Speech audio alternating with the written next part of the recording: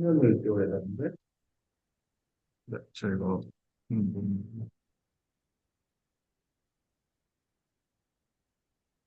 이거는 네, 그럼 음,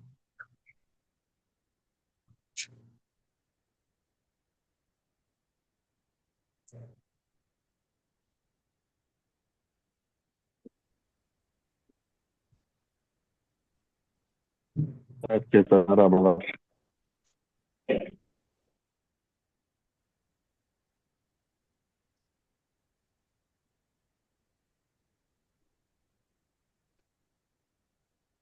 연결은 됐어요. 이렇게. 네, 네. 제 보시면 될 것 같습니다. 오케이. 네.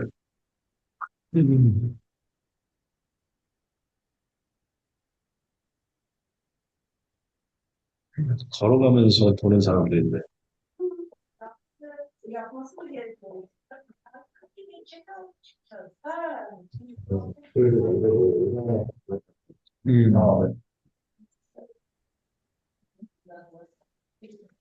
아, 뭐 하는 거예요? 네.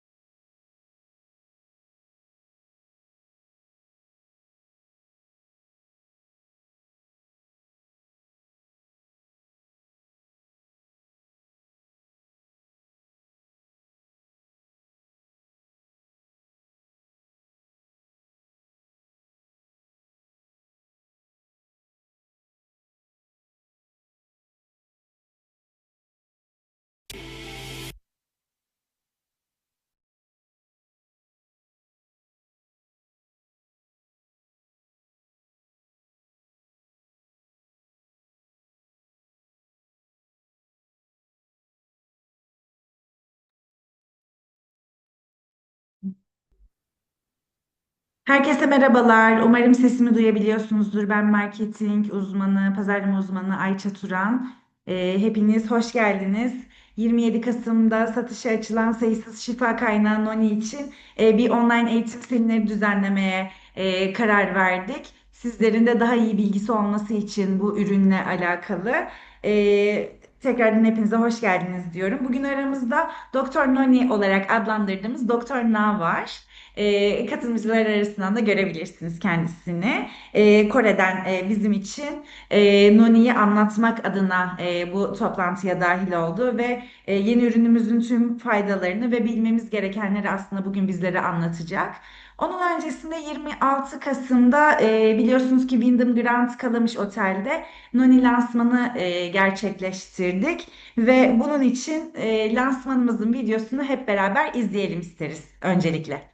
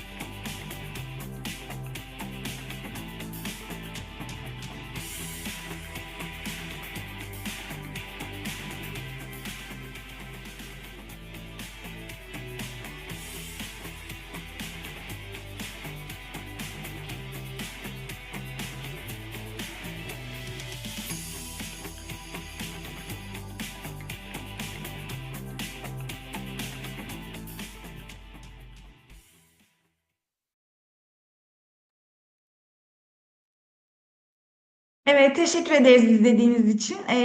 Aslında Zoom'dan kaynaklı belki bir ses ve görüntü problemi yaşadık.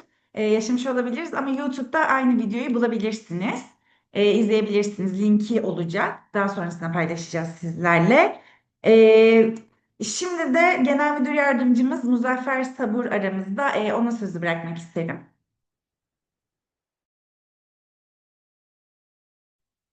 Herkese merhabalar. Muzaffer Sabur ben. Atomi Türkiye Genel Müdür Yardımcısı. Birçoğunuz tanıyorsunuz zaten. Birkaç bir şey söylemek istedim ben de toplantımız başlamadan önce. Doktor Na şimdi bize Kore'den çok kıymetli bir sunum yapacak. Biliyorsunuz lansmanımızı gerçekleştirdik. Bu Atomi'nin ilk ürün lansmanıydı. Çok prestijli, güzel bir mekanda, prestijli bir Atomi'ye yakışır bir lansman yaptık. Yaklaşık 200 kişi bu lansmana katıldı. Çok güzel de fotoğraflar, videolar var. Basının ilgisi güzel oldu hem lansmana hem de Noni'ye. Noni çok kıymetli bir gıda takviyesi. Ee, Türkiye'de çok ses getireceğini, zaten sizler birçok paylaşımlar yapıyorsunuz, sizleri takip ediyoruz. Basında da şeyler yansımaları oldu. Bunları da yakında sizle paylaşacağız.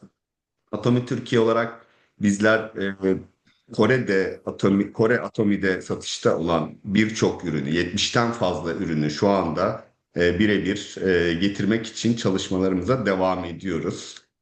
Çok yakında yani üretim aşamasında ve yolda olan 8-9 tane ürünümüz var. Bunlar hızlıca Türkiye'ye geldikten sonra işlemleri tamamlandıktan sonra satışa açacağız. Ürün gamımızı arttırmak en büyük hedefimiz. Bunun için var gücümüzle çalışıyoruz. Yani müjde olarak verebileceğim şu anda Inner Kolajen. Bu da çok önemli bir ürünümüz. O da şu anda üretimi tamamlandı ve yolda, gemide çok yakın zamanda Türkiye'ye varış yapacak, gümrük işlemleri olacak. Önümüzdeki aylarda, Ocak olabilir, Şubat olabilir. Bu ürüne de güzel bir lansman yapmayı düşünüyoruz. Bundan sonra Atomi Türkiye olarak önemli ürünlerde lansmanlar yapacağız. Diğer ürünlerimizde de böyle Zoom tanıtımlarıyla ürünlerimizi tanıtmayı hedefliyoruz. Ee, Bu toplantıya geldiğiniz için hepinize çok teşekkür ediyorum. Ben sözü uzatmadan Kore'de Noni'nin uzman ismi Doktor Nail ve tercümanımız Dilan Hanım'a sözü bırakmak istiyorum. Teşekkür ediyorum. Evet, teşekkür ederiz. Doktor Nail'le baş başa bırakalım sizi. 네, 박사님 이제 시작해도 돼요. 안녕하세요. 나임정입니다. Herkese merhabalar, ben Naim정. 네. 혹시 제가 보이면 손 한번 이렇게 흔들어 보세요. Eğer şu anda ekranda beni görüyorsanız elinizi bu şekilde sallayabilir misiniz? 음, 제, 제 목소리가 잘 들리나요? Peki sesimi iyi bir şekilde duyabiliyor musunuz? 음, 오케이, 예. 자, 어, 오늘 이렇게 튀르키예에 초대해 주셔서 감사하다는 말부터 전달하겠습니다. 감사합니다. Öncelikle size sunuma başlamadan önce beni Türkiye'ye davet ettiğiniz için size teşekkür etmek istiyorum. Teşekkür ederim. 오늘은 논의에 대해서 말씀을 드릴게요. Bugün sizlere Noni'den bahsedeceğim. 네. 혹시 논의에 대해서 아시는 분들, 논의를 들어본 적이 있는 분들 손 한번 들어보세요. Peki içinizde Noni'yi bilenler ya da ben Noni'yi içtim diyenler var mı? Ellerini kaldırabilir mi? 음, 논의를 좀 아시는 분들이 많으면 좋을 텐데, 제가 들은 거에 의하면 튀르키예는 논의가 많이 알려져 있지 않다고 들었어요. Tabii ki insanlar Noni'yi ne kadar çok bilirseler Noni'nin bilinmesi o kadar iyi. Ama benim bildiğim kadarıyla şu anda Türkiye'deki insanlar Noni'yi çok fazla bilmiyorlar. 음, 그래서 오늘은 조금 쉬운 강의를 할게요. O yüzden de bugünkü sunumumda sizlere daha basit bir Noni dersi sunacağım. 예, 논의에 대해서는 강의할 게 너무 많아요. Çünkü aslında Noni hakkında bilgilendirmemiz gereken, dersi yapmamız gereken çok fazla bilgi var. 오늘 강의보다 조금 더 큰 강의는 직접 튀르키예에 방문을 해서 튀르키예에서 직접 강의를 하겠습니다. Ve daha sonrakinde sizler için sunacağım daha detaylı bir Noni Top dersi için ise Türkiye'ye gelip bizzat bu toplantıyı sizler için Türkiye'de gerçekleştireceğim. 자, 제가 직접 여러분을 보지는 못해도 제가 여러분을 감시하고 있을 테니까 제 강의를 좀 주의 깊게 들어주셔야 돼요. Belki ben sunumu yaparken sizlerin hepinize tek tek dikkat edemeyeceğim ama ben sunumu yaparken lütfen tüm dikkatinizi bana verip Noni'den alabileceğiniz tüm bilgileri edinmeye çalışın. 자, 시작하겠습니다. Evet, şimdi başlıyorum. 자, 이게 제 사진이에요. Bu benim fotoğrafım. 사진이 더 잘생겼나요? 아니면 실물이 더 잘생겼나요? Sizce fotoğrafta mı daha yakışıklıyım yoksa şu anda ekranda gördüğünüz ben mi daha yakışıklı? 많은 사람들은 실물이 더 잘생겼대. Ama genellikle gören insanlar benim şu anda gerçek benim daha yakışıklı olduğunu söylüyorlar. 제가 나중에 실물을 보여드리러 갈게요. O yüzden de bir gün Türkiye'ye gelip size gerçek beni göstereceğim. 자, 논이는 이렇게 생겼어요. Noni tam olarak bu şekilde görünüyor. 논이는 되게 못생긴 과일이에요. Çok çirkin bir meyve 그리고 냄새도 너무 안 좋아요. ve çok kötü kokuyor. 근데 맛은 더 안 좋아요. Ama daha kötü olanı ise tadı. 음. 그런데 못생기고 냄새도 나쁘고 맛은 더 나쁜데 인류는 논이를 2000년 전부터 먹어왔어요. Ama Noni'nin işte görüntüsü kötü, tadı kötü olmasına rağmen, kokusunun kötü olmasına rağmen yaklaşık 2000 yıldır çok fazla tüketime sahip. 음. 전 세계의 따뜻한 지역에는 전부 논이가 자라요. Aslında Noni dünyanın birçok bölgesinde çok farklı isimlerle olmasına rağmen çok iyi bilinen bir meyve. 그리고 그 지역에 있는 사람들은 전부 다 논이를 먹어왔어요. Ve buradaki bölgede bulunan insanların hepsi de Noni'yi tüketmiş insanlar. 논이를 먹으면 사람의 건강에 도움이 많이 된대요. Çünkü bu insanlar Noni'yi tükettiklerinde bunun sağlıklarına çok iyi geldiğini söylüyorlar. 적도라고 하는 적도, 따뜻한 적도를 중심으로 위아래 지역에 따뜻한 지역에 있는 사람들은 건강을 위해서 논이를 많이 먹어왔어요. Ve genellikle burada ekvator çizgisinin orada bulunan yani sıcak bölgelerde bu bölgelerde yaşayan insanlar Noni'yi sağlıkları için çok fazla tükettiklerini söylüyorlar. 그러다가 1769년에 제임스 쿡이라고 하는 선장이 폴리네시안 지역에 탐험을 갔어요. Ve 1769 yılında James Cook adı verilen bir bilimci ise Polinezya'ya bir yolculuk yapıyor.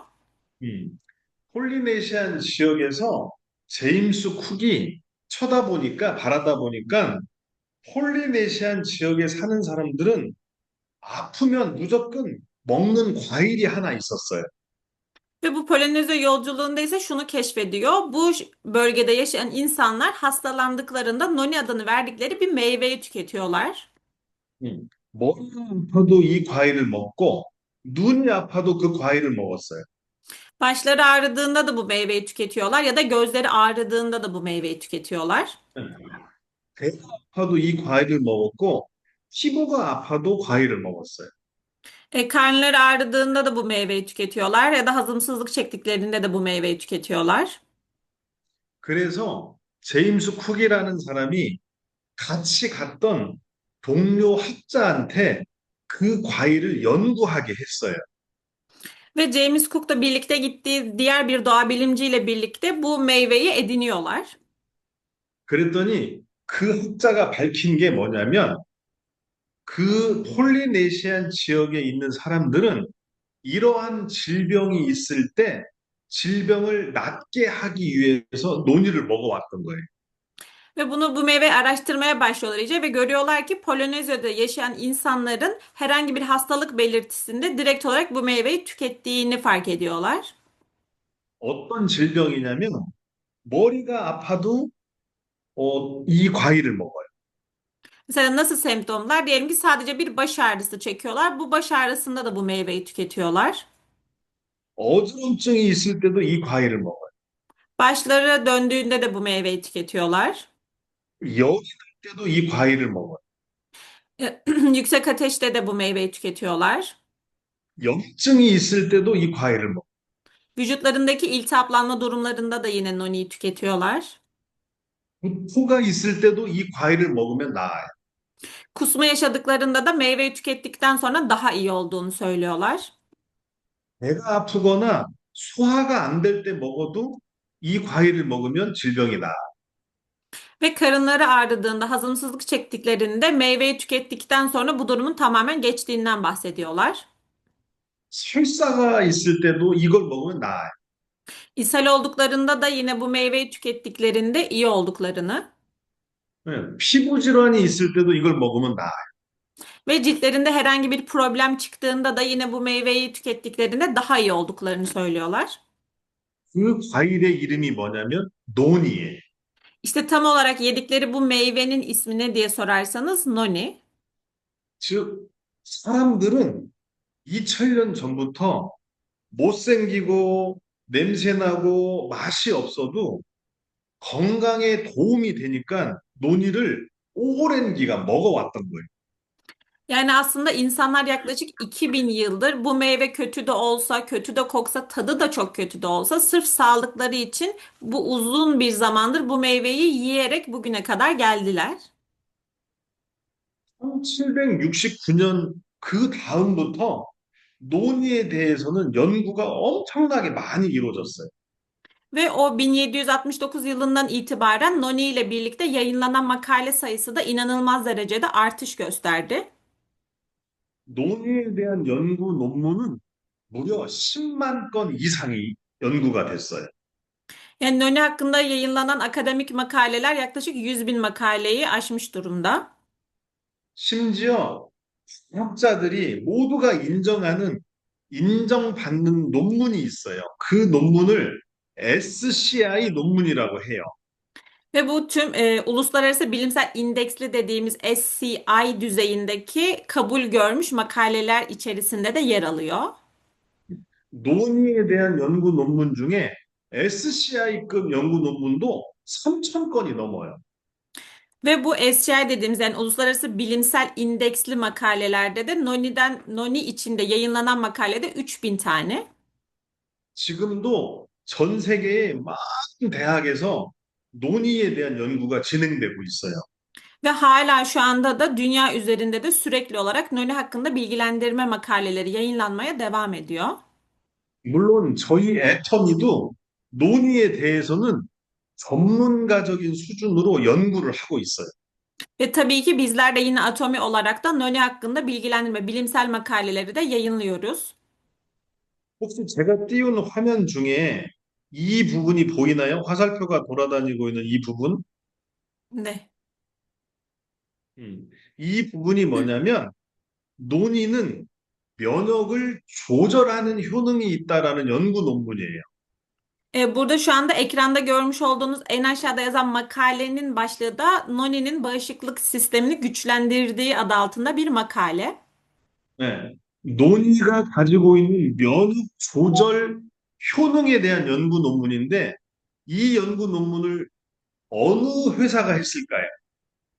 Peki bu Noni hakkında yazılan bağışıklık sistemine dair içeriğe sahip olan Noni'yi yazan makaleler arasında kim de var? 이 연구 논문은 애터미가 발표한 연구 논문이에요. Tam olarak bu makale Atomi tarafından yayınlanmış bir makale. 애터미도 벌써 논의에 대한 연구 논문을 13개 발표했어요. Ve Atomi'de gerçekten Noni için yayınlanan makale sayısı da her geçen gün artmaya devam ediyor. 애터미는 애터미의 논의를 만들 때 756편의 연구 논문을 검토하고 확인해서 제품을 만들었어요. Ve Atomi Noni'yi yaparken Noni'nin sağlığa faydalı olan 756 tane makaleyi araştırma sonucunda Noni'yi aslında ortaya çıkardı. 756편의 논문을 다 조사해 보니까 가장 효능이 높은 게 암에 대한 항암 효능이었어요. Ve bu sağlığa faydaları araştırılan 756 makale içerisinde de en çok görülen ve en sık rastlanan makalenin de anti kanser olduğu ortaya çıktı. 두 번째가 항염증에 대한 효능이었어요. İkinci ise anti iltihaplanmaydı.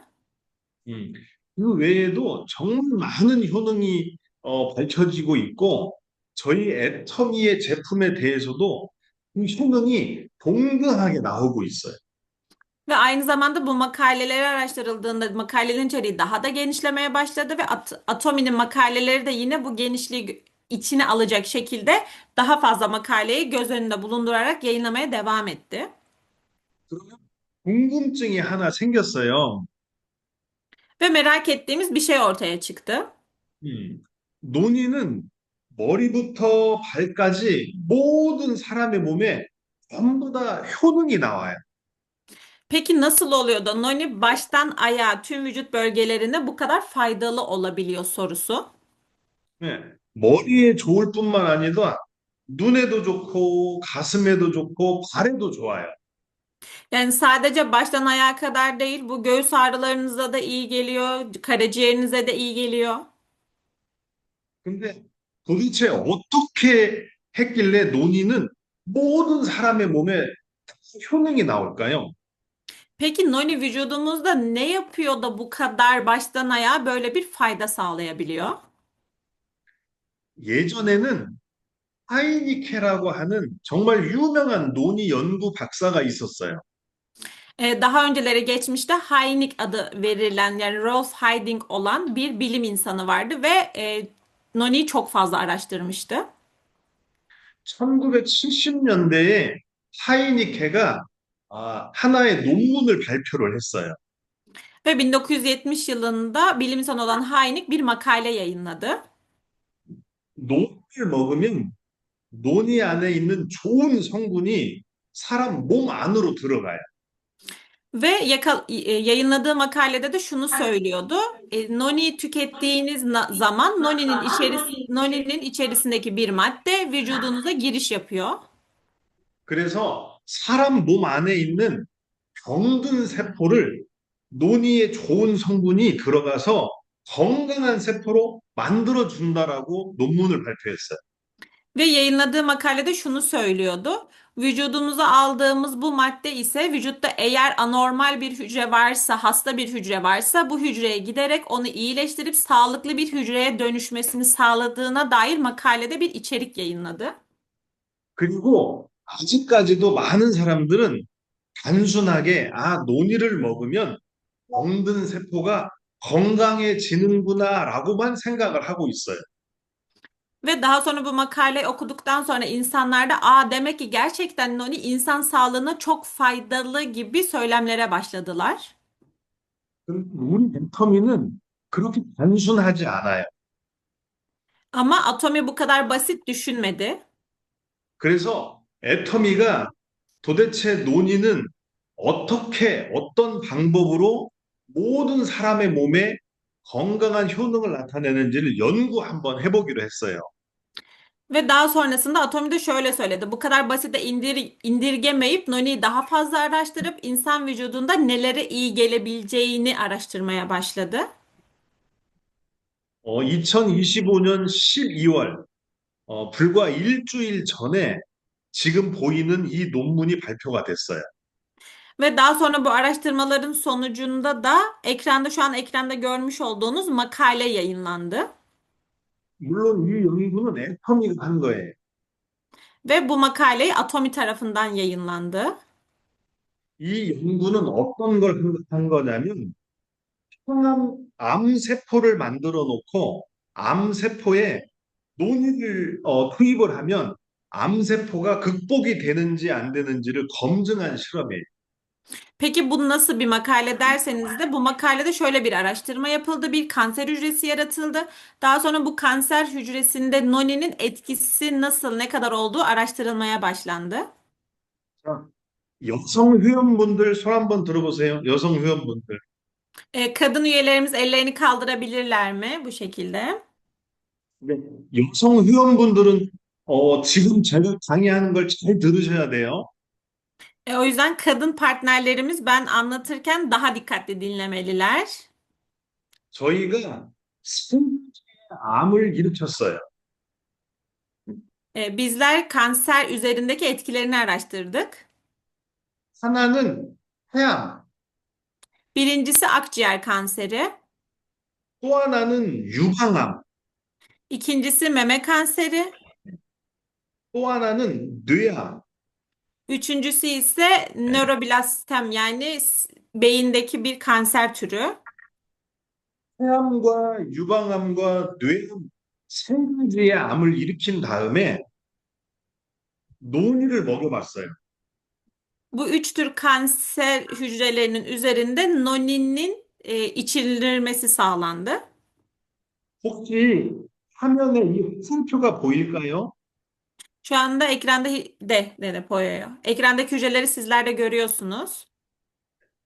논이를 먹이면 이렇게 길었던 암세포가 이렇게 점점 줄어들어요. Ve noniyi tükettikten sonra kanser hücrelerinin giderek küçüldüğünü gözlemlediler. 음. 폐암이든 유방암이든 뇌암이든 논이를 먹으면 암세포가 점점 줄어들어요. Yani bu aslında akciğer kanseri olsun, meme kanseri olsun, hangi kanser türü fark etmeksizin noniyi tüketmeye başladıktan sonra kanser hücrelerinin küçüldüğü gözlemlendi. 암세포가 줄어드는 것뿐만 아니고 암의 전이, 암이 다른 데로 옮겨가는 것도 막아줘요.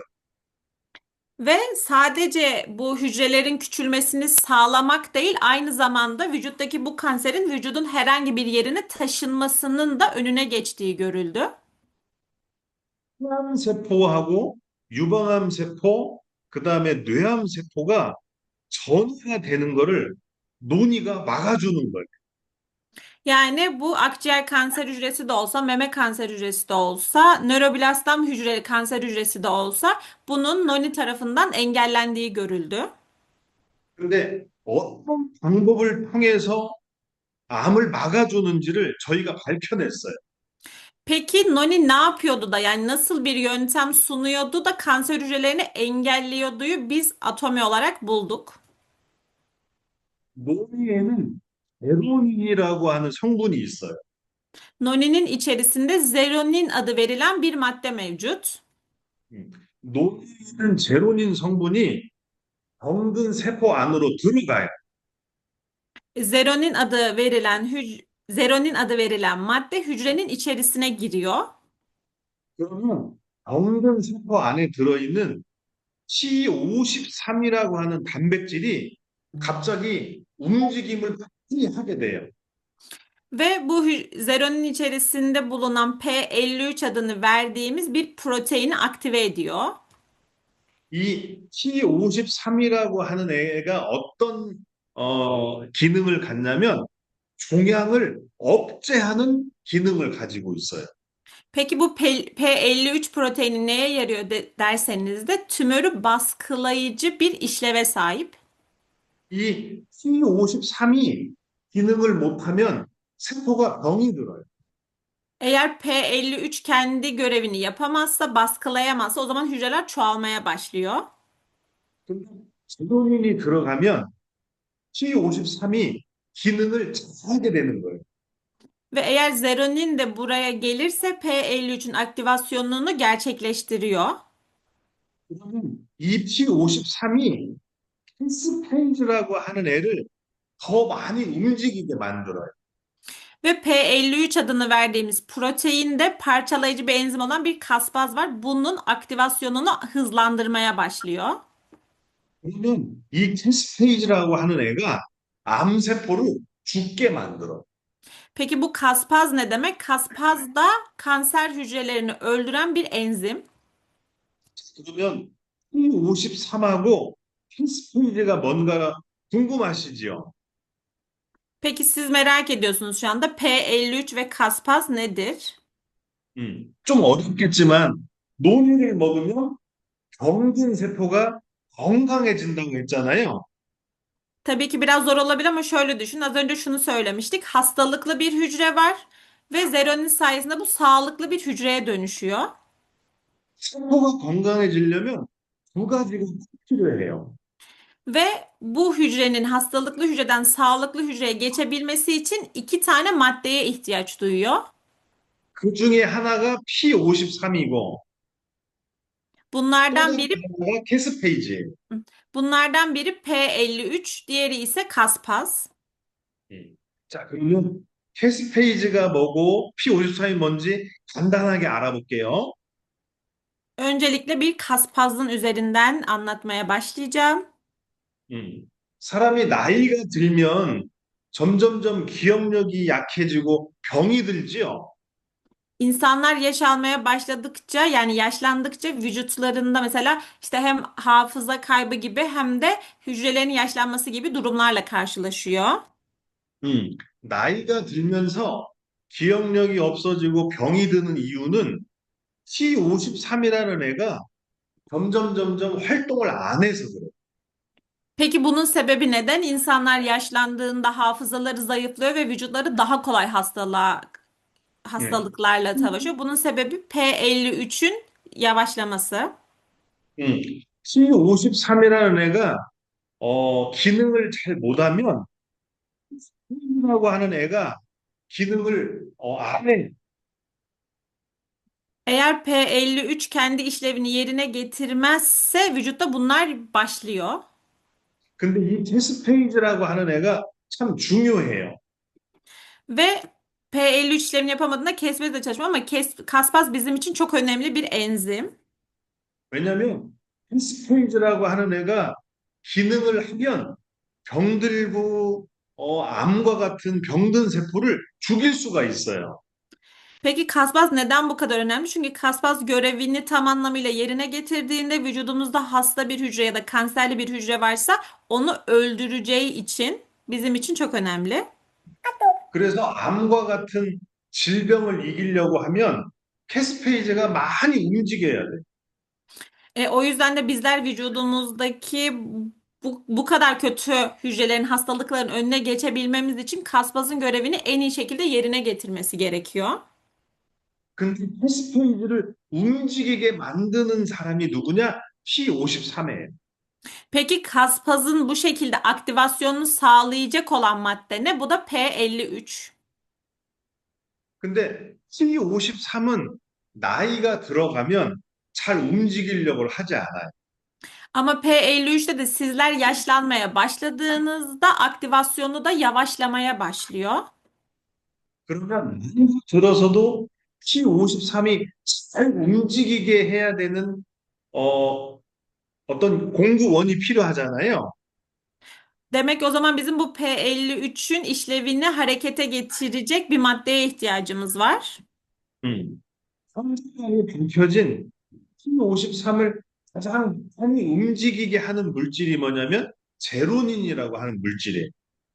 Tam olarak işte P53'ün biz yaşlansak bile onun aktivasyonunu, işlevini devam ettirecek olan madde de zeronin maddesi. 근데 제로닌이 가장 많이 들어있는 식물이 뭐냐면 그게 논이에요. Ve zeronine bu kadar ihtiyaç duyuyorsak zeronin en çok hangi maddenin içerisinde var? Noninin içerisinde. 즉 논이를 먹으면 제로닌이 머리에서부터 발끝까지 모든 질병을 다 이기게 도와주는 거예요. Yani eğer bizler noniyi tüketirsek baştan ayağa vücudumuzda bulunan hastalıklı hücrelerin tedavi edilmesine yardımcı oluyor. 근데 이런 과학적인 원리를 누가 발견해냈다고요? Peki bu bil 애터미가 발견해냈어요. Peki bu bilimsel açıklamaları tam olarak kim ortaya çıkardı? Kim bunları keşfetti? Atomi. 그리고 이런 발견한 과학적인 근거를 가지고 만든 게 애터미 발효논이에요. Ve bu şekilde bu bilgilere sahip olup da bu kadar önemli bir madde yani fermente edilmiş noniyi ortaya çıkaran da yine atomiydi. 그중에 제가 몇 가지 사례를 하나 소개를 해드릴 거예요. Ve sizlere birkaç tane makaleden bahsedeceğim. 지금 보이는 이 페이지는 혈병 환자에 대한 이야기예요. Bu ekranda görmüş olduğunuz da bir beyaz kan hücrelerimize dair yapılan bir makale. 음, 실은 논의는 백혈구라고 하는 면역 세포를 높인다는 게 이미 밝혀져 있어요. Noni'nin içerisinde bulunan maddenin bağışıklık sistemini güçlendirdiğine dair bir bilgiye sahibiz. 음, 암에 걸린 환자들은 항암 치료를 하고 나면 다시 회복하는 데까지 시간이 오래 걸려요. Eğer bir kişi kanser tedavisi gördüyse daha sonrasında iyileşme sürecindeki süreç biraz uzun bir zaman alıyor. 백혈병이라고 하는 혈액암이 있어요. Bizim de bir kanser türü olan kan kanseri adını verdiğimiz bir kanser türü var. 음, 나이 50인 여성의 백혈병 환자에 대한 이야기예요. Bu 50 yaşındaki bir kan kanserine sahip olan bir hastanın konusu. 처음에 항암 치료를 하고 다시 정상으로 회복하는데 48일이 걸렸어요. Öncelikle kanser süreci geçirdikten sonra kanser olup buradaki iyileşme, oradaki bir süreç 48 gün sürdü. 근데 그 환자에게 항암 치료를 하고 논이를 먹여봤더니 회복하는 기간이 27일로 줄어들었어요. Ama bu kişinin kanser sürecinden kanser olup iyileşme aşamasındaki kısımda noniyi içmeye başladıktan sonra iyileşme sürecinin 27 güne düştüğü görüldü. 이 여성 나이 50인 백혈병 환자는 제 와이프예요. Ve burada bahsettiğimiz bu kanser sürecinde yer alan kişi ise benim eşim. 실제로 제 와이프는 작년 9월에 급성 백혈병 환자가 됐어요. Benim eşim geçen sene 9. ayda lökosit kanseri yani kan kanserine yakalandı. 병원에서 내린 진단 결과는 6개월 생존율이 10%가 안 됐어요. Ve o zaman hastanede yapılan testlerde 6 ay kadar süren süreçte hiçbir iyileşme, toparlanma hızı görülemedi. 첫 번째 항암 치료는 실패했어요. Birinci kanser tedavisinde başarısız olundu. 두 번째 항암 치료를 하고 회복하는데 48일이 걸렸던 거예요. Ve ikinci kez tedavi olduğunda kanser tedavisinde ise yani iyileşme süreci 48 gün sürdü. 근데 48일 동안 너무 고통스러워했어요. Ama bu 48 gün boyunca eşim için çok acı vericiydi. 그래서 제가 치료 의사하고 상의를 해서 회복하는 기간 동안 저희 애터미 논이를 먹였어요. Ve ben de daha sonrasında tedavi eden doktorla birlikte görüşerek eşime noni içireceğimi söyleyip doktorla da görüştükten sonra bu iyileşme sürecinde noni içmesini sağladım. 그랬더니 세 번째 항암 치료에서는 27일 만에 회복이 됐어요. Ve üçüncü aşamadaki kanser tedavisinde ise iyileşme süreci 27 güne kadar düştü. 물론 지금도 암 치료를 하고 있어요. Ve şu an hala kanser tedavisine devam ediyor. 근데 점점 좋아지고 있어요. Ama her geçen gün daha iyiye gittiğini söyleyebilirim. 아마 앞으로도 더 좋은 결과가 있을 것 같아요.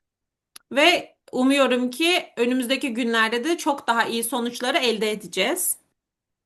그리고 논의는 심혈관계 질환에도 효능이 아주 좋아요. Aynı zamanda yayınlanan makalelerde görüyoruz ki noni anti diyabete de iyi geliyor. 중성 지방이나 콜레스테롤 같은 수치를 낮춰줘요. Kan yağları dediğimiz trigliserit ve kolesterolün düşmesine yardımcı oluyor. 예. 실제로 이 데이터는 제가 경험한 거예요. Yine burada görmüş olduğunuz bilgiler de benim kendi deneyimim. 음, 고혈압과 중성지방, 콜레스테롤 같은 것들을 많이 낮춰줘요. Kan şekeri ve bu glikozlenmiş hemoglobin yani 2-3 ayda bir ölçülen hemoglobin değerini ve kolesterolün düşürdüğünü gözlemledik. 또 하나는 탈모를 개선시켜줘요. Üçüncüsü ise saç büyümesini 음, sağlıyor. 머리 빠지는 탈모 증상을 개선시켜주고 머리를 풍성하게 만들어줘요. Saç dökülmesini önlerken aynı zamanda saçın büyümesine yardımcı oluyor. 지금 여러분이 보시는 저는 머리가 그래도 좀 풍성하지요. Şu anda ekranda görmüş olduğunuz benim yine de böyle saçlarım gayet iyi durumda değil mi? 근데 불과 5, 6년 전에는 제가 대머리였어요. Ama asıl sorun şu ki bundan yıllar öncesinde ben keldim. 안 믿으시겠지만 나중에 제가 제 옛날 사진을 한번 보여드릴게요. Belki şu an bana inanmıyorsunuz ama size geçmişteki fotoğraflarımdan birini göstereceğim daha sonra. 음, 노력이 묻고 제가 머리가 많이 났어요. Ben Noni'yi tükettikten sonra saçlarım inanılmaz bir şekilde büyüdü. 그래서 실제 실험을 해봤어요. Ama yine de tabii ki bunun adına da bir yani deney grubu oluşturdum. 탈모 치료제하고 논의를 한번 같이 먹여봤어요. 탈모 약을 먹는 사람과 논의를 먹는 사람의 머리카락의 숫자를 비교해봤어요. Buradaki araştırmada da şöyle bir araştırma yaptık. Normal saç büyümesine etki eden bir ilacı tüketen bir grupla Noni'yi tüketen bir grup arasındaki ölçümleri ele aldık. 근데 탈모 약을 먹는 사람보다 논의를 먹은 사람의 머리카락 수가 더 많이 증가했어요. Ve araştırma sonunda şunu gördük ki saç uzatma yani ilacı tüketen kişilerle Noni tüketen kişiler arasında Noni tüketen kişilerin saç diplerindeki kıl köklerinin daha ciddi bir şekilde artış olduğunu gözlemledik. 한국의 대학하고 논의를 이용해서 탈모 치료제 만드는 연구를 하고 있어요. Ve şu anda da yine Kore'deki bir merkezle bu saç uzatmasına dair Noni ile birlikte bir çalışma gerçekleştiriyoruz. 근데 애터미의 발효 논의는 왜 이렇게 효과가 좋을까요? Peki bizim için bu fermente edilmiş Noni'nin faydaları neden bu kadar fazla? 아마 튀르키예에서는 논의를 먹은 지가 얼마 안 돼서 주변에서 체험을 많이 얘기 들어보지 않았을 거예요. Tabii ki Türkiye'ye gireli çok olmadığı için Türkiye'de Noni tüketen insanların aslında bu Noni'den etkilerini yani faydalandığı hikayeleri çok fazla daha duyamadık. 근데 논의를 오래 먹었던 해외 법인들은 정말 엄청나게 많은 효능을 보고 있어요. Ama gerçekten Noni'yi diğer yurt dışı ülkelerinde tüketen kişiler çok fazla Noni'nin faydasını görüyorlar. 전 세계에는 논의의 종류가, 논의로 만든 제품의 종류가 엄청나게 많아요. Gerçekten dünya üzerinde bakıldığında Noni ile üretilen çok fazla ürün var. 근데 애터미 논의는 도대체 다른 논의 제품과는 어떻게 다르길래 이렇게 효능이 많이 나오는지 궁금하지 않으세요? Peki siz de düşünmüyor musunuz, merak etmiyor musunuz? Dünya üzerinde bu kadar farklı çeşitli noni üretilirken Atomi'deki noni'nin farkı ne de bu kadar etkisi daha büyük oluyor? 음, 전 세계에 있는 다른 논의 제품은 논의 과일을 꽉 짜서 만든 주스 제품이에요. Diğer dünya ülkelerine, diğer markalarda üretilen noniler direkt olarak noni meyvesinin suyu çıkarılarak elde edilmiş bir noni meyve suyu. 근데 애터미 논의는 다른 게 있어요. Ama Atomi'deki noni fermente ediliyor. 애터미 논의는 발효라고 하는 발효 주스예요. Yani Atomi'deki noni fermente edilmiş bir meyve suyu. 발효라는 게 어떤 거냐면 특정한 식물을 더 건강하게 만드는 걸 발효라고 해요. Peki fermente ne demek aslında? Fermente de var olan bir ürünü daha da faydalı, tüm emilimini sağlayacak şekilde bir hale dönüştürmek diyebiliriz. 여러분 혹시 튀르키예에도 콜라겐이라고 하는 제품이 판매되고 있나요? Peki şu anda Türkiye'de kolajen adını verdiğimiz ürünümüz de piyasada mı? 콜라겐을 아시는 분 손 한번 들어보세요. Kolajeni bilenler elini kaldırabilirler mi? 음, 음. 콜라겐을 먹을 때 분자가 큰 콜라겐을 먹어요? 아니면 작은 저분자 콜라겐을 먹어요? Peki kolajen tüketirken biz büyük moleküllü kolajenleri mi tüketiyoruz, küçük moleküllü kolajenleri mi tüketiyoruz? 음. 작은 분자의 콜라겐을 드시지요? Küçük moleküllü tüketiyoruz. 네. 왜 작은 분자의 콜라겐을 먹을까요? Peki neden küçük moleküllü olanı tüketiyoruz? 예. 덩어리가 큰 거는 사람이 아무리 먹어도 소화 흡수를 못해요. Sebebi şu, büyük moleküllü olan ürünleri tükettiğimizde, maddeyi tükettiğimizde sindirim ve emilim oranı daha az oluyor. 그래서 작은 분자의 음식을 먹어야 소화 흡수를 잘하게 돼요. Eğer bizler küçük moleküllü olan maddeleri tüketirsek sindirim ve emilimi daha hızlı ve iyi bir şekilde gerçekleşir. 논이는 정말 사람 몸에 좋은 과일이지만 논이를 그냥 먹으면 사람이 소화 흡수를 잘 못해요. Noni gerçekten insan vücuduna çok faydalı bir meyve ama noniyi siz tek başınıza tükettiğinizde sindirim ve emilim oranı çok fazla olmayacaktır. 애터미의 논이는 발효라고 하는 과정을 통해서 논이의 큰 분자가 작은 분자로 바뀌어요. Ve atomideki noni de fermente edilmiş bir noni olduğu için büyük molekülleri daha küçük moleküller haline getirerek bu şekilde sunuyor. 그래서 첫 번째는 논이의 큰 분자가 작은 분자로 바뀌면서 소화 흡수가 잘 된다는 차이점이 하나 있어요. Yani birincisi ise en önemli olumlu taraflarından biri şu, büyük molekülleri daha küçük boyutlara getirerek sindirim ve emilim oranını arttırıyor atomi. 두 번째는 논이는 냄새도 안 좋고 맛도 안 좋은데 냄새와 맛을 안 좋게 만드는 성분을 발효를 하면서 없애버려요. Ve ikinci olarak da noninin tadı ve kokusu gerçekten çok kötü ve bu tadı ve kokusunu iyileştirerek daha güzel bir hale getiriyorlar. 그래서 전 세계에 있는 논이 제품 중에 저희 애터미 발효 논이가 제일 맛있어요. O yüzden de tüm dünya üzerinde olan, piyasada olan noniler kıyaslandığında tat olarak, koku olarak en iyi noni atomi nonisi. 논에는 200개 이상의 좋은 성분이 들어있어요. Noni'nin içerisinde 200'ü aşkın gerçekten vücuda çok faydalı madde bulunuyor. 근데 발효를 하면 그 좋은 성분의 함량이 더 높아져요. Ama eğer bu şekilde fermente edilirse bu içeride insan vücuduna fayda olacak maddelerin özellikleri daha da artırılıyor. 그래서 그냥 일반 논이를 먹는 것보다 발효한 논이를 먹으면 더 건강하게 되는 거예요. Yani normal noniden farklı olarak fermente edilmiş noniyi tükettiğinizde bu size daha faydalı oluyor.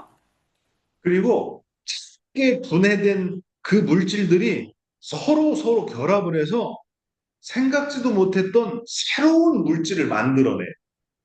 Ve bu şekilde küçük boyutlara indirilmiş vücudumuza almış olduğumuz bu maddeler de kendi aralarında da bir araya gelerek bizim hayal bile edemeyeceğimiz vücudumuza çok daha iyi gelecek yapılara dönüşüyorlar. 그래서 발효라고 하는 걸 학문적인 용어로 바꾸면 바이오 컨버전 테크놀로지라고 해요. Yani eğer biz buna tam olarak hani fermente edilmiş noniyi ürettiğimiz teknolojiyle birleştirirsek biyo dönüşüm teknolojisi adını verdiğimiz bir olay.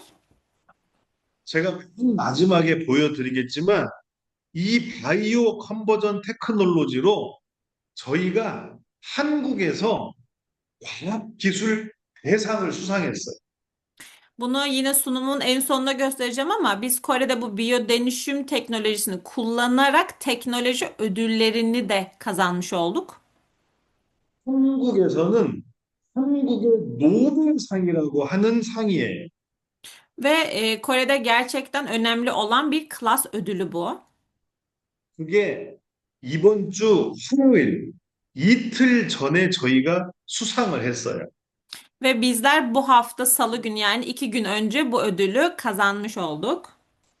그래서 전 세계에 있는 애터미 회원국 해외 법인 중엔 튀르키예에 맨 처음 알려드리는 거예요. Ve şu anda da dünya üzerinde birçok ülkede atomi bulunmasına rağmen ilk kez şu an burada Türkiye'de bu ödülü aldığımızı sizinle paylaşıyorum. 애터미 다른 법인은 아직 몰라요. Şu anda herhangi diğer atomide bulunan diğer yerler şirketlerimiz bilmiyorlar. Sadece şu an Türkiye biliyor. 그러면 애터미의 기술 중에 가장 중요한 게 하나 있어요. Yine atominin içerisinde fonksiyonel işlevi çok iyi olan bir yapı daha var. 그게 유산균이에요. Bu teknolojinin adı ise probiyotik. 애터미는 논의에 딱 맞는 유산균을 찾아냈어요. Atomi noni yaparken şunu buldu. Noni'ye uyum sağlayabilecek en iyi probiyotiği bulduk. 논의는 몸에 좋은 성분이 정말 많아요. Gerçekten noni'nin içerisinde vücudumuza çok iyi gelebilecek yapılar çok fazla. 그래서 한 개의 유산균으로는 그 좋은 성분을 다, 함량을 높일 수가 없어요.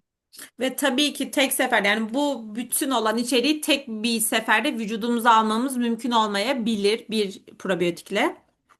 그래서 논의에 있는 성분, 그 성분의 함량을 높일 수 있는 유산균 7개를 찾아냈어요.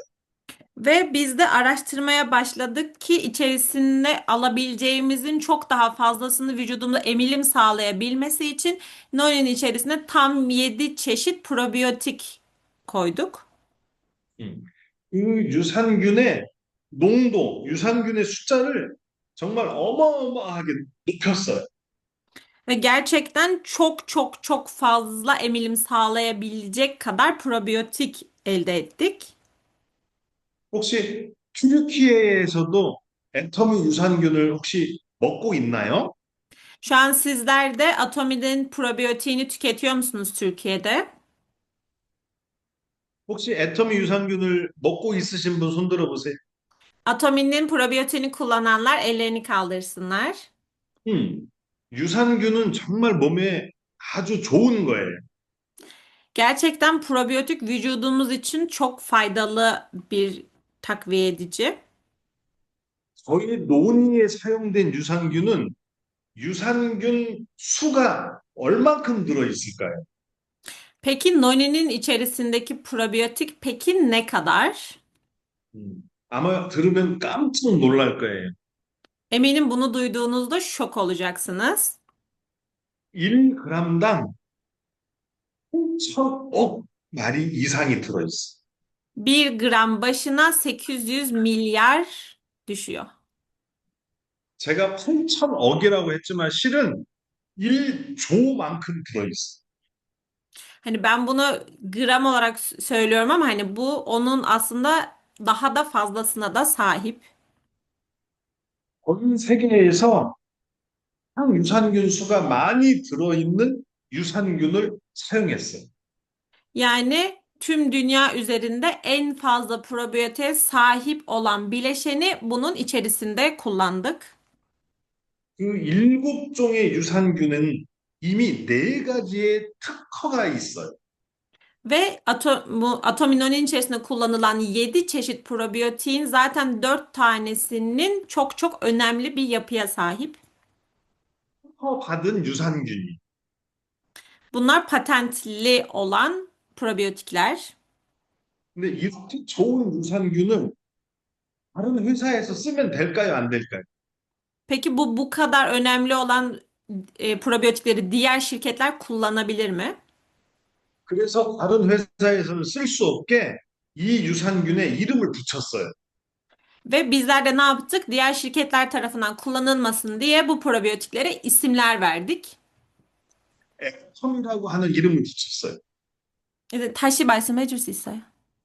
액텀이라고 하는 이름이 붙은 유산균. Atomi ismine sahip probiyotikler olarak belirledik. 이름이 뭐냐면 애터미 7종 복합 유산균이에요. Ve şöyle bir isim belirledik. Atomi'deki 7 çeşit karma probiyotik. 그래서 이 유산균은 애터미만 쓸 수 있어요. Yani bu probiyotikleri sadece Atomi kullanabilir. 이 유산균을 애터미만 쓸 수 있기 때문에 이 제품은 애터미만 만들 수 있는 거예요. Yani bu probiyotikler sadece Atomi tarafından kullanılabileceği için bu ürün sadece Atomi tarafından üretilebilir. 전 세계에서 발효 논의는 애터미가 처음 만들었어요. Tüm dünya üzerinde fermente edilmiş noni ilk kez Atomi tarafından yapıldı. 지금은 애터미를 따라서 다른 회사들이 발효 논의를 만들고 있어요. Ve şu anda Atomi'den gördükten sonra diğer şirketler de fermente edilmiş noninin üretimine başladılar. 그래도 우리 애터미보다 좋은 발효 논의는 만들 수가 없어요. Ama Atomi kadar iyi bir şekilde fermente edilmiş noniyi hiçbir şirket üretemez. 왜냐하면 애터미 유산균은 애터미만 쓸 수 있으니까. Çünkü Atomi'nin probiyotikleri sadece Atomi tarafından kullanılabilir. 그러면 우리 애터미 발효 논의는 어떤 업적을 이뤄냈을까요? Peki Atomi'deki fermente edilmiş noninin elde ettiği başarılar nelerdi? 애터미는 전 세계적으로 특허를 25개 냈어요. Atomi'nin nonisi dünya üzerinde patent 25 tane patente sahip 한국에서 17건의 특허가 등록이 됐어요. ve 17 tanesi Kore'de, 미국에서는 4개, Amerika'da 4 tane, 중국은 2개, Çin'de 2 tane, 대만도 2개. Tayvan'da da 2 tane. 저는 튀르키예에서도 특허를 내고 싶어요. Ben Türkiye'de de patent sahibi olmak istiyorum. 그리고 연구 논문을 13편 발표했어요. Akademik araştırmada 13 tane sunuldu. 그리고 1년에 180만 병을 팔고 있어요. Ve 1,8 milyonluk bir satışa sahip yıllık olarak. 예, 전 세계적으로 19개 나라에 수출이 되고 있어요. Ve global olarak da 19 ülkede ihracatı bulunmakta. 그리고 한국에서 주는 과학기술상을 많이 받았어요. Ve Kore tarafından sunulan da birçok teknoloji ödülüne de sahip. 가장 최근 이틀 전에 한국의 노벨상이라고 하는 과학기술 대상도 수상했어요. Ve az önce de söylemiş olduğum 2 gün önce de Atomi'nin Nobel'i, Kore'nin Nobel'i gibi düşünebilirsiniz. Bilimsel olarak verilen bir teknoloji ödülüne de sahip oldu. 이 과학기술 대상은 일주일에 딱 1개의 제품만 수상을 받을 수 있어요.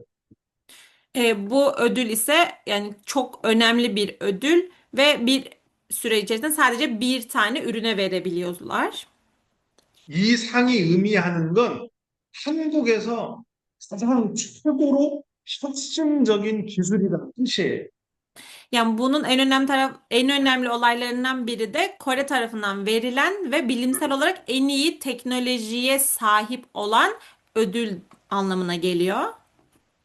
애터미의 발효 논의는 적으로 만들어졌고 과학적으로 검증이 된 제품이에요. Yani Atomi'nin nonisi hem teknolojik olarak ortaya çıkmış hem de bilimsel olarak araştırmalar sonucu oluşturulmuş bir ürün. 튀르키예에서도 많은 분들이 논이를 먹고 더 건강해졌으면 좋겠어요.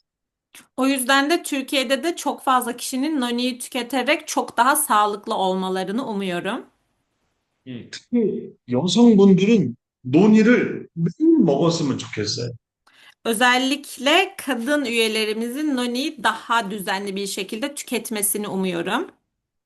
남자들한테 없는 두 가지의 암이 있어요. Çünkü erkeklerde olmayan iki tane kanser türü bulunuyor. 유방암과 자궁암인데 Göğüs ve rahim kanseri. 논의는 여성암에 예방을 하거나 암을 개선하는 효능이 있어요. Çünkü noni kanser hücrelerini baskılayıcı ve tedavi edici özelliği olduğu için.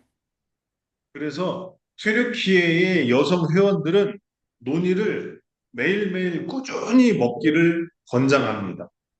O yüzden de özellikle Türkiye'deki kadın partnerlerimizin noniyi düzenli olarak her gün hiç atlamadan tüketmelerini umuyorum. 오늘은 제가 온라인으로 하는 강의라서 더 길게 하면 아마 여러분이 재미없어 할 것 같아요. Ve bugünkü yaptığım toplantı online bir toplantı olduğu için eğer bu toplantı uzarsa sizin için hiç eğlenceli olmaz. 그래서 내년 초에 튀르키예를 방문해서 논의에 대해서 더 많은 강의를 할 수 있도록 할게요. Ve umuyorum ki önümüzdeki yılın ilk dönemlerinde Türkiye'ye gelerek sizlere bu dersi bizzat vermeyi umuyorum. Daha uzun bir şekilde. 근데 저는 저희 집사람이 아파서 튀르키예를 직접 방문하기는 어려워요. Ama tabii ki şu anda eşim hasta olduğu için bizzat Türkiye'ye gelmem biraz zor görünüyor. 그래서 애터미 논의를 함께 만든 분이 계세요. Ve ben değil ama benimle birlikte Atominoni'yi birlikte ürettiğimiz, ortaya çıkardığımız bir kişi daha var. 애터미의 연구 실장님이세요. Atomi'deki üretimden sahip müdür. 연구 실장님이면서 제 어렸을 때부터의 친구예요. Aynı zamanda benim çocukluk arkadaşım. 그래서 내년 초에는 우리 실장님이 튀르키예를 방문해서 논의에 대해서 더 많은 강의를 할 겁니다. Ama umuyorum ki önümüzdeki yılın ilk dönemlerinde kendisi Türkiye'ye gelip bizzat sizlere daha uzun ve daha kapsamlı bir noni dersi sunacak. 내년을 기대해 주세요. Lütfen önümüzdeki yılı bekleyin. 감사합니다. Teşekkür ederim. Doktor Naya, 감사합니다. Doktor Naya'ya çok teşekkür ediyoruz. 혹시 질문이 Dilan Hanım'a da aynı 있으시면 şekilde çok teşekkür ediyoruz. 질문 3개만 받을게요. Eğer soru varsa 3 tane soru kabul edecekmiş sadece. Evet. Şimdi şöyle, tabii sohbet kısmına çok sayıda soru geldi. Dolayısıyla en çok sorulanlardan soru soracağız. Tamam. Hemen başlıyorum bir tanesiyle. Kullanım için yaş sınırlaması nedir? Kaç yaş üzeri kullanabilir? 네. 박사님, 너니를 몇 살부터 먹으면 돼요? 논의를 못 먹는 게 아닌데 미국에 소아의사협회라는 데가 있어요. 네. 그 소아의사협회에서는 만 1살, 12개월이 되기 전에 단맛이 나는 음식을 못 먹게 해요. 네. 왜냐하면 만 1살 이전에 단맛을 느끼면 나이가 들어서 당뇨병에 걸릴 확률이 높아진대요. 그래서 만 1살 이전에는 논이를 안 먹었으면 좋겠어요. Şöyle açıklama yapıyor. Amerika'da pediatri derneği varmış ve bu pediatri derneği 1 yaş altındaki çocuklara verilmemesini tavsiye ediyormuş. Bunun sebebi de çocuklarda 1 yaştan önce verildiğinde şeker isteği artabileceği için bu çocuklar ileriki yaş dönemlerinde şeker hastalığına eğilimleri olabilir. O yüzden de şöyle 1 yaşından küçük çocuklara vermemek tercih ediliyor. Ondan sonra her yaş grubunun tüketebileceğini söylüyor. Hı hı. Onun haricinde başka bir soru. Saç dökülmelerine iyi geldiğinden bahsetmişti. Ne kadar sürelik bir kullanımda saç dökülmesi azaldı ve ne kadar zamanda yeni saç çıkarmaya başlıyor? tamam. 아까 머리카락을 더 네. 강하게 만들었다고 얘기하셨는데, 몇 개월 정도 먹어야 머리카락을 이렇게 길게 좀 만들 수 있나요? 음, 저는 논의를 2019년부터 먹었고, 2021년이 되니까 머리가 풍성해졌어요. E, 한 2년 정도 걸렸어요. İnanın, ne? Kendisi 2019 yılında başlayıp 2021 yılına kadar hiç aralıksız devam etmiş ve 21 yılında artık saçları bu şeklini almış. Yani 2 yıl boyunca aralıksız tüketmiş. 우리 아까 이도상 실장님이라고 튀르키예를 방문할 사람이 있는데 그분을 통해서 제 옛날 사진을 공개할게요. Ve az önce size tanıştırmış olduğum Türkiye'ye derse gelebilecek olan kişi de diyor sizlere benim öncesi ve sonrası fotoğraflarımı göstermesini isteyeceğim. Hı. Son iki sorum var. Biliyorum çok fazla sorunuz var bu arada hani katılımcılarımız için söylüyorum ama en fazla sorulanlardan soracağız.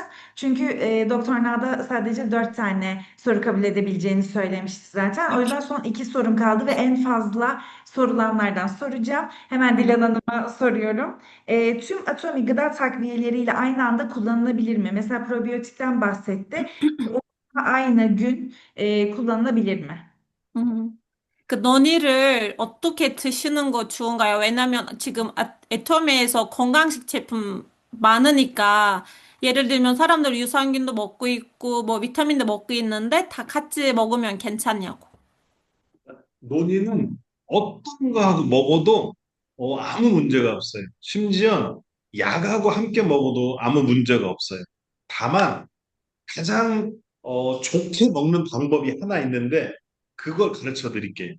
네. 쉐, 논의는 네. 제가 미리 설명할게요.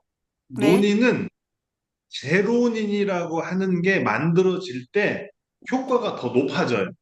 근데 제로닌이 만들어지려면 빈속, 음식을 먹지 않은 상태에서 논이를 먹으면 제로닌이 훨씬 더 많이 만들어져요. 즉, 가장 좋은 방법은 저는 아침에 일어나자마자 물을 한 컵을 먹고 논이를 먹어요. 또 자기 전에 물을 한 컵 먹고 논이를 먹어요. 뱃속에 음식이 없을 때, 비어 있을 때 논이를 먹는 게 가장 좋고, 아무 때나 논이를 먹어도 함께 먹는 그 어떤 것과 먹어도 논이는 아무런 문제가 없어요. 감sahamnida. Şey diyor, herhangi bir takviye edici gıdasıyla yani sadece probiyotik değil diğerleriyle birlikte tüketildiğinde hiçbir sorun yok. Hatta ilaçla bile aynı anda tüketilebilir diye söylüyor Noni. Hatta ben şeye de sordum, Noni'yi nasıl tüketmeliyiz? Nasıl tüketebiliriz en iyi bir şekilde? Kendisi şunu söyledi, zeroninin üretilebilmesi için hani boş mide olması gerekiyor. Daha faydalıymış. O yüzden de kendisinin tüketim yolunu bize söyledi. Yine şunu da ekledi. Noni'yi nasıl tüketirseniz bir sorun teşkil etmiyor. Yani arada da tüketmenizde tabii ki bir sorun yok. Ama en iyisi sabah aç karına bir bardak su içtikten sonra Noni'yi içtiğini söyledi. Yine aynı şekilde akşamları da uyumadan önce bir bardak suyu içtikten sonra üzerine Noni'yi tükettiğini söyledi. Teşekkür ederiz. Son soruma geçiyorum. Harika. Hangi kronik hastalıklarda kullanılmamalıdır? Mesela şeker hastası kullanabilir mi rahatlıkla veya kan sulandırıcı kullananlar bunu kullanabilir mi? 사람들은 뭐 병에 뭐 담요 있고 아니면 심장 아픈 사람들 있으면 너니를 먹을 수 있나요? 다른 건 괜찮은데 신장, 콩팥이 안 좋은 saram들은 논이를 물에 타서 연하게 해서 희석해서 드시는 게 좋아요. Ne? Şey diyor özellikle böbrek rahatsızlığı olanlarda diyor bu yüksek konsantrasyonlu şeyleri tüketmemeleri gerektiği için bunu bol suda çözerek, bol suda içinde karıştırarak bu şekilde tüketmeleri diyor. Onlara iyi olur. Teşekkür ederiz. 많은 궁금한 것들이 Şöyle, 있으면 더 네, 많은 궁금한 것들은 전부 다 질문을 받으셔서 네, 저한테 보내주세요. 그러면 네, 제가 다 답을 달아서 다시 그 회신 드릴게요. 네, 감사합니다. 네. Çok daha fazla sorunuz varsa diyor, lütfen bu soruları bana yazılı olarak iletirseniz ben hepsini tek tek cevaplayıp tekrardan sizlere göndereceğim. teşekkür ederiz. Rica edebilir miyiz aslında? Mesela onu takip edebileceğimiz bir sosyal medya hesabı varsa bize chatten yazabilir mi?